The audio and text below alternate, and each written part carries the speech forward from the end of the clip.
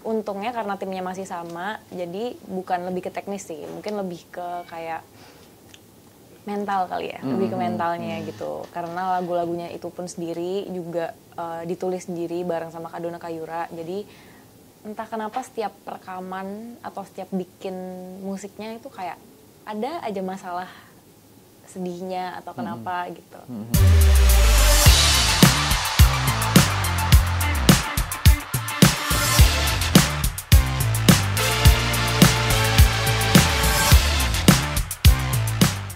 Michelle, apa kabar? Baik, puji Tuhan.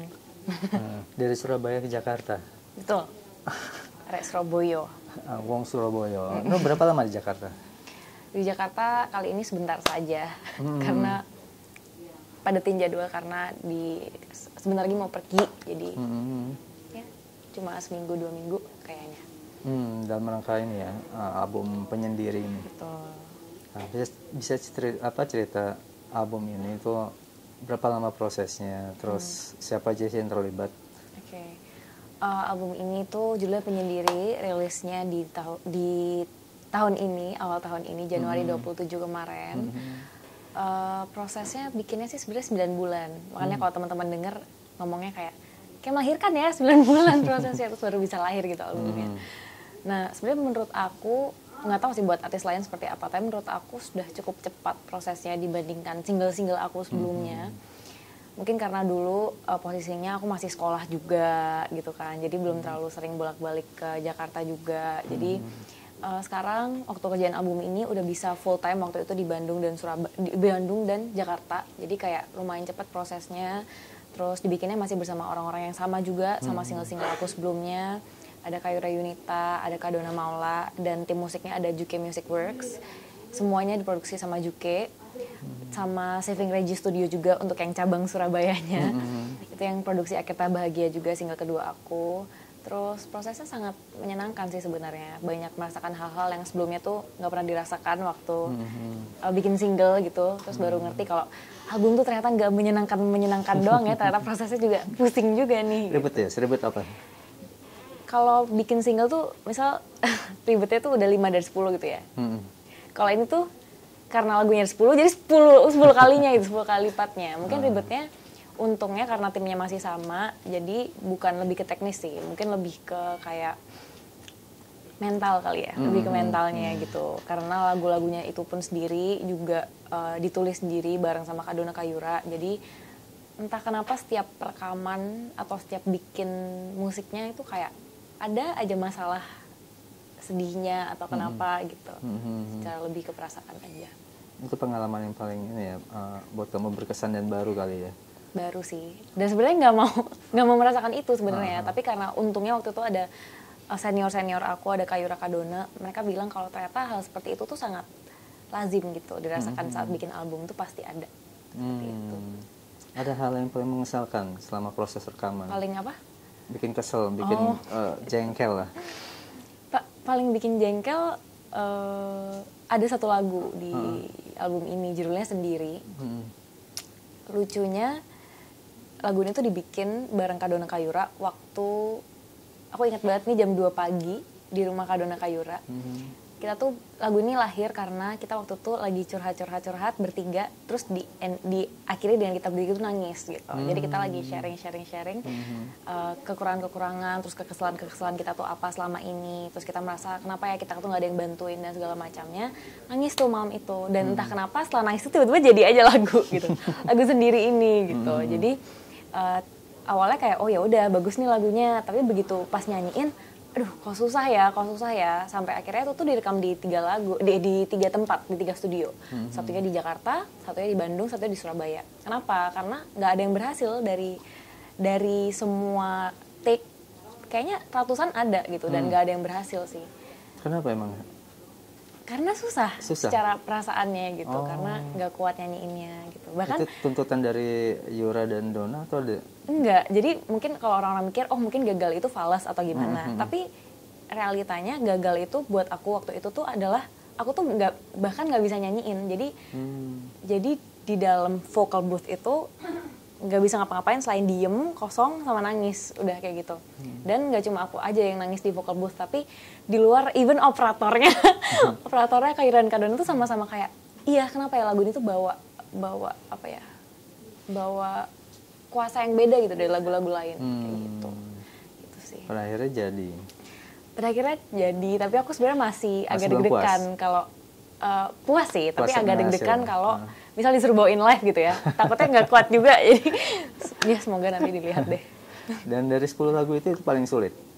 Itu paling sulit, betul.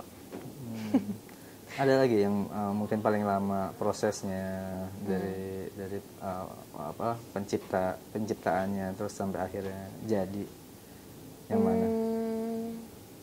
Kalau yang paling lama lagi mungkin ada di lagu Repetisi. Nah, kalau misalnya tadi lagu Sendiri ini bisa aku bilang paling personal dan paling sedih di album ini. Kalau lagu Repetisi ini paling upbeat, paling dibuat joget gitulah pokoknya. Kenapa susahnya adalah di saat aku bikin lagu ini pertama, aku tuh memang belum kepikiran jelas aransemennya akan seperti apa. Waktu tim musik aku, Juke Music Works ini kasih opsi aransemen, ada 5 semua berbeda-beda genrenya, sound yang dipakai, tapi aku nggak ada yang suka sama sekali dari 5 ini. Entah kenapa gitu ya. Sampai akhirnya revisi, kita stuck di lagu ini udah 4 bulan, 5 bulan, sampai akhirnya karena aku suka banget 1975, terus akhirnya Kajuke Music Works pun akhirnya jadi aransemen ini dibikin ada kiblatnya ke arah 1975 itu, kayak ala-ala dance atau pop rock kayak gitu. Akhirnya jadilah pas dikirim aransemen ini langsung ini sih vibe yang aku mau capture di lagunya, kalau orang dengar lagunya tuh kayak gini gitu. Itu setelah 4 atau 5 bulan.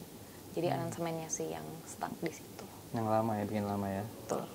Nah, selain Repetisi tadi, kamu menciptakan lagu apa aja di semuanya diciptakan bareng-bareng, yang lagu baru, tapi yang lagu lama itu di seluruh album ini cuma Isi Hati aja yang aku nggak ikut dalam proses penulisannya, yaitu single pertama aku kayak gitu. Nah ini kan kerjasama sama Yura ya, yang kan terkenal sebagai penyanyi yang memang udah punya nama, lagu-lagunya enak, bikin cry, bikin cry. Gimana prosesnya kamu bisa kenal Yura sampai akhirnya gabung di labelnya Yura? Oke. Jadi sebenarnya perkenalannya dari 3 tahun lalu, udah cukup lama. Awalnya karena aku suka banget cover-cover dari 8 tahun lalu. Terus lihat kanan kiri tuh kok kayaknya teman-teman cover lainnya yang dulu cover tuh sekarang udah punya single semua, kayak gitu awalnya. Terus ya maksudnya dulu kan masih kecil, jadi bermusik itu cuma lihat kanan kiri aja, bukan karena keinginan sendiri gitu maksudnya. Terus karena teman-teman udah punya single sendiri, aku kayaknya pengen juga deh bikin single original sendiri supaya nggak cover-cover juga. Akhirnya approach lah Kayura. Sebenarnya waktu itu approach-nya ke beberapa orang, tapi yang paling cocok emang sama Kayura dari pertama kali. Dan untungnya pun Kayuranya juga cocok sama selain sama taste musiknya, selain sama suara aku, yang paling penting sih sama personality-nya juga cocok gitu. Akhirnya dikerjakanlah lagu Isi Hati itu sama Kadona Maula. Kadona Maula itu sekarang suaminya, tapi dulu bahkan belum menikah kayak gitu. Jadi dari dulu banget itu akhirnya ditulisin lagunya sama mereka berdua. Terus suka banget lagu Isi Hati. Akhirnya lanjut ke Akhir Tak Bahagia, itu single kedua aku. Memang aku nulisnya sendiri, tapi tetap di bawah bimbingan Kayura dan Kadona kayak gitu, secara aransemen dan segala macamnya. Walaupun mungkin kalau dilihat nama mereka nggak terlalu ada di credits kalau di Akhir Tak Bahagia, tapi bimbingannya ada banget, gitu. Terus sampai akhirnya single ketiga lanjut lagi, terus single keempat baru akhirnya mereka mematangkan pikirannya untuk sepertinya misal bukan sign label dulu. Jadi sign sama label Indinya Kayura dan Kadona, namanya Merakit. Artisnya baru Kayura, Kadona, Kashila dan aku saja juga kebetulan. Jadi bukan label sih, bisa dibilang kayak keluarga kecil aja gitu Merakit ini gitu. Berarti kerjasama secara profesional emang udah terjalin sangat enak ya dengan Yura dan Dona ya? Iya, justru yang dulu setelah Isi Hati di single kedua dan single ketiga itu Kayura dan Kadona benar-benar kayak mentor aja, jadi benar-benar cuma membantu gitu maksudnya. Makanya nggak ada di kredit dan segala macam karena mereka benar-benar cuma mentor aja. cuma ngecek progresnya, cuma QC lah bisa dibilang gitu, seperti itu. Terus secara personal kamu gimana melihat Yura? Aduh, aku adore banget sih, entah Kak Yura as a musician, as a human being tuh juga gitu, maksudnya personality-nya, semua-muanya. Karena kalau lagu-lagunya nggak usah ditanya, maksudnya kan semua orang udah tahu, udah dengar, dan kalau udah nonton bagus lah gitu. Soalnya Kak Yura kalau manggung tuh yang bikin aku makin cinta lagi sama Kak Yura tuh adalah stage presence-nya, konsepnya dan segala macam. Tapi kalau as a person menurut aku dia sangat membantu banyak sih dalam perjalanan karir aku, karena Kak Yura secara apa ya, orangnya sangat merangkul gitu maksudnya. Walaupun aku kadang-kadang kalau dalam penulisan lagu kan suka kayak ciut ya Kak kalau nulisnya sama orang-orang seperti Kak Yura dan Kak Donna gitu. Tapi entah kenapa selalu dirangkul, selalu kayak oke, nggak apa-apa, pelan-pelan, pakai cara apapun. Kayak contohnya waktu sendiri itu aku juga sudah ngomong ke Kak Donna, Kak Yura kalau lagu ini sepertinya bukan buat aku nggak mau nyanyiin lagu ini walaupun kita bikinnya bersama. Tapi Kak Yura yang bukan meyakinkan sih, sebenarnya dia memberi aku pilihan kayak kamu mau nyanyiin atau enggak. Kalau kamu memang mau berusaha terus, aku akan ada di sini untuk bantuin kamu sampai bisa, sampai berhasil. Tapi kalau kamu nggak mau juga nggak apa-apa. Terus aku diam aja, dan dari situ dia bilang, kenapa aku nawarin pilihan tadi barusan? Karena aku tahu kamu orangnya nggak akan menyerah kayak gitu. Jadi emang apa ya, sangat membantu deh Kak Yura dan Kak Donna, aku cinta banget gitu. Jadi pesan apa yang paling, pesan atau nasihat apa buat kemajuan karir kamu dari Yura dan Donna?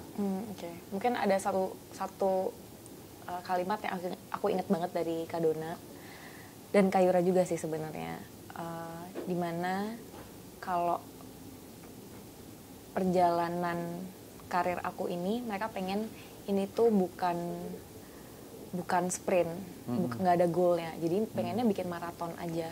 Maksudnya kenapa kayak gitu? Soalnya kalau kita perhatikan, album aku ini bukan album yang bisa gampang naik. Kenapa? Karena pertama temanya bukan cinta. Itu pertama, temanya bukan cinta. Kedua, kalau diperhatikan sekarang yang lagi naik rata-rata adalah lagu pop, ballad, sedih, heartbreak, nangis, pokoknya gitu aja pokoknya sekarang itu. Dan di album ini bener-bener yang seperti itu cuma Akhirnya Bahagia gitu ya. Emang sebelumnya sudah pernah naik kayak gitu kan. Jadi sebenarnya Kak Donna bilang, oke, kalau kamu mau naik sebenarnya kita bisa aja bikin yang seperti itu gitu. Tapi karena aku memang men-treat musik aku tuh sebagai identitas aku juga gitu, sebagai jadi aku tuh bermusik untuk sharing, untuk cerita ke orang, gak cuma untuk menarik pendengar aja. Jadi akhirnya Kak Donna sama labelnya, sama Kak Yura, semuanya mereka tuh sangat tidak mementingkan numbers gitu, angka. Mereka tuh cenderung melihat ke kualitasnya, ke apa yang mau disampaikan dari lagunya. Ya sebenarnya sama sih kayak karya-karya Kak Yura selama ini. Jadi untungnya sekali aku punya label yang sangat suportif terhadap gimana gaya aku berkarya kayak gitu. Jadi itulah kata-katanya. Berarti musik kamu sebenarnya segmented ya? Iya. Untuk pendengar segmented. Nah, kamu sendiri goals apa yang pengen kamu capai lewat karir kamu sebagai penyanyi atau lewat album ini? Pasti kan ada impian untuk lebih dikenal orang. Betul. Sebenarnya sih dari album ini yang pengen goalsnya tuh sebenarnya simple sih, karena selama ini kan single aku masih variatif banget. Dari yang Isi Hati itu tone-nya sangat remaja, gemas, jatuh cinta, terus ke Akhirnya Bahagia yang tiba-tiba jadi lagu yang cukup berat, terus cukup heartbreaking. Ke Hati dan Logika makin grande lagi lagunya. Nah di album kali ini aku mau memperkenalkan Michelle in a Package, Michelle Lia, kalau dijadiin album tuh seperti apa. Jadi itu identitasnya kayak gini, kayak album penyendiri ini. Jadi kalau misal orang dengerin album ini dari awal sampai terakhir tuh udah langsung kenal gitu sama yang namanya Michelle Lia. Sebenarnya itu goals pertamanya. Goals keduanya ya pasti album ini semoga supaya bisa meraih lebih banyak teman-teman yang sebelumnya belum pernah denger nama Michelle Lia, itu kedua. Dan yang terakhir pengen sharing gimana sih mindset aku selama ini, gimana sih cara pandang aku terhadap dunia selama ini. Pengen supaya orang-orang tuh tahu, karena sering dibilang unik, sering dibilang unik cara pikirnya. Jadi kayak kayaknya menarik untuk jadikan album. Kalau misalnya orang-orang dengar gimana ya gitu. Dan surprisingly banyak yang relate juga ternyata Kak. Karena selama ini aku masih merasa sendiri gitu ya. merasa sendiri kayak kenapa sih aku tuh introvert di tengah dunia entertainment ini yang semuanya extrovert gitu. Jadi setelah rilis, oh ternyata banyak juga yang ngerasa kayak gini, banyak juga introvert di luar sana. Akhirnya ya bagus deh. Gitu. Nah, kamu juga acting ya? Sempat acting ya? sempat. Gitu. Dan kuliahnya juga pengen ngambil acting. Sebenarnya pengennya lebih ke directing. Oh, directing. Lebih ke directing, betul. Nah, Tapi itu bisa ceritain film. kamu keterlibatan di acting itu. Jadi, nah ini ada cerita lucunya Kak sebenarnya. Mungkin kan teman-teman tahu aku acting itu dari web series aku, judulnya Akhir Tak Bahagia. Waktu itu mainnya sama Chico Kurniawan. Nah, kenapa awal mulanya ada web series itu adalah karena aku tuh suka banget dan pengen banget main film dari dulu. Dari dulu sekali gitu. Tapi nggak ada yang ngajakin. Jadi akhirnya, oke kita bikin sendiri aja, aku pemeran utamanya, kayak gitu. Terus ceritanya juga bikin sendiri gitu. Jadi kan benar-benar sesuai apa yang aku mau. Dan untungnya sih waktu itu, kalau dari seniornya Chico sih, Chico bilang, oke lah bagus actingnya. Dan kayak bisa banget lanjut sebenarnya di dunia acting kalau aku mau gitu. Tapi sebenarnya masih belum pede, tapi mau sih kalau dipanggil main film. Gitu. Kenapa belum pedenya? Waktu lihat tuh masih, maksudnya setelah semuanya jadi gitu, terus lihat masih kayak, kayaknya, maksudnya could have been better gitu. Maksudnya udah oke, tapi masih bisa lebih baik lagi. Gitu sih. Berarti kamu termasuk tipe yang selain introvert juga kurang percaya diri? Bisa dibilang. Tapi kan manusia nggak pernah puas ya. Jadi kayaknya sampai nanti bagus pun masih kayak nggak akan ada puasnya sih. Padahal menyanyi itu lebih sulit ketimbang acting karena buat aku tidak. Oh ya. Buat aku tidak. Karena di hadapan audiensnya kan langsung live, kan. Betul. Nah, tapi fun fact-nya Kak, justru kalau aku perform itu perform tuh hal tergampang untuk aku dibandingkan rekaman ya. Karena menurut aku perform itu adalah kayak kalau bahasa Surabaya itu ada namanya kongko. Kongko tuh kumpul gitu. Kumpul sama teman-teman. Jadi bener-bener kayak karaokean aja rame-rame. Menurut aku perform tuh kayak gitu simpelnya. Jadi energi audiens tuh bisa keterima di aku, terus kayak recharge aja jadinya. Jadi walaupun aku introvert, manggung itu untuk aku adalah salah satu kegiatan favorit aku. Seperti itu. Lucu kan ya? Kayak gitu. Jadi kalau syuting kayak capek deh. Dan menakutkan gitu kesannya. Nggak ada grogi-groginya kalau tampil di hadapan audiens? Biasanya di awal aja, waktu persiapan. Tapi begitu udah on stage, ketemu, lihat matanya orang-orang satu-satu dan lihat mereka nyanyi lagu aku tuh langsung kayak, langsung oke, tenang gitu rasanya. Aktivitas kamu lainnya apa selain nyanyi? Kalau sekarang, selain nyanyi sih belum ada karena sekarang fokus sekali di nyanyi. Tapi mungkin kalau yang di luar bidang musik atau entertain gitu, sekarang lebih ngurus akademis sih karena kan baru lulus SMA di tahun lalu. Jadi tahun ini mau ngurus lanjutan studinya kemana dan apa aja gitu maksudnya. Udah ada terpikir kemana? Sebenarnya pengen, tapi pengennya ke Korea, tapi belum fix kayak gitu. Pengennya ke Korea. Berarti baru rilis album bulan lalu, tiba-tiba harus hilang. Itu gimana itu? Nggak sayang dengan karirnya? Sebenarnya dibilang sayang sama karir sih enggak, tapi lebih sayang sama negaranya sih, maksudnya sayang meninggalkan sini gitu. Karena kalau masalah karir sih justru kenapa aku pergi ke Korea juga karena sebenarnya kembali lagi untuk karir aku juga Kak, karena aku merasa Korea kan sekarang udah worldwide banget nih. Contohnya Indo juga udah sangat terkoreanisasi nih sekarang gitu. Contohnya BTS deh gitu, bisa tampil di acara sebesar Grammys gitu, atau bahkan dinominasiin kan waktu itu. Terus Parasite secara dari industri filmnya mereka juga menang Oscars kemarin kayak gitu. Jadi aku merasa, oh kayaknya nanti aku akan bawa pulang ilmu-ilmu itu yang aku pelajari di Korea. Nanti aku bawa pulang ke Indonesia dan semoga bisa diterapkan di sini. Semoga bisa Indonesia juga bisa ini deh, bisa semakin mendunia. Betul. Kayak gitu pengennya. Kamu kan secara akademis oke ya? Iya, puji Tuhan. Iya kan? Iya. Masih jadi BA ruang guru? Sudah enggak, tapi kemarin udah sempat 6 tahun, jadi kayaknya udah cukup. Udah lama sekali soalnya. Nah, prestasi di sekolah kemarin apa aja yang kamu dapat? Oh, prestasi di sekolah. Sebenarnya kalau Olimpiade tuh udah lama banget sih. Kalau Olimpiade tuh udah zaman-zaman SMP, karena kan SMA udah pandemi. Karena selain itu aku juga udah lebih fokus sama kerjaan juga. Tapi dulu SMP aku sering ikut serta di Olimpiade Inggris.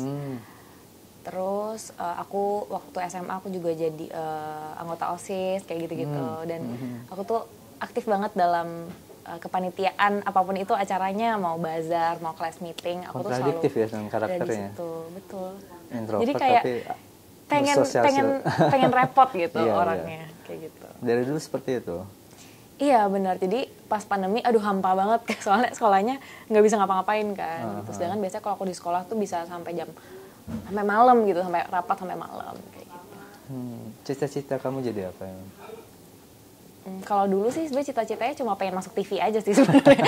Dulu banget ya, tapi masih kecil. Karena dulu tuh suka lihat Cherry Bell, terus kayak aku pengen juga nih di acara musik kayak gini nyanyi-nyanyi gitu kan. Dulu, tapi sekarang karena sudah lebih mengerti maunya apa, sukanya apa, cita-citanya tetap di bidang musik atau film, pokoknya di bidang kreatif. Entah itu depan layar, belakang layar, sama-sama suka. Tapi nanti kita lihat ke depannya kemana. Karena nanti baru akan belajar film juga seperti itu.